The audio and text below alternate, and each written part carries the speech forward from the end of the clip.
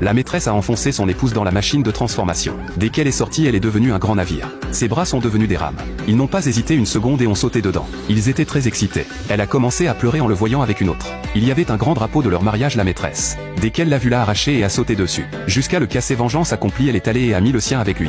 Dès que l'épouse l'a vu, elle a commencé à pleurer. Jacques a commencé à frapper le navire. Lui disant de ramer, elle a commencé à ramer rapidement. Ils deux souriaient et ont recréé la scène du Titanic. Elle ne pouvait plus supporter de ramer, c'est alors qu'elle a vu un iceberg. Elle a accéléré et a percuté l'iceberg de plein front. La maîtresse a presque tombé, le navire a crevé et a commencé à s'envahir d'eau. Jacques était désespéré, il paniquait à l'extrême. Jusqu'à ce qu'il ait une idée. Il a levé le bras de la maîtresse, a tiré fort sur les poils d'axillaire, jusqu'à les arracher et a sauté dans l'eau. Il a recouvert le trou avec ses poils. Mais ça n'était pas suffisant, son axillaire battait de douleur. Elle était furieuse, c'était exactement ce que l'épouse voulait. Soudain, des oiseaux ont déchiré la voile.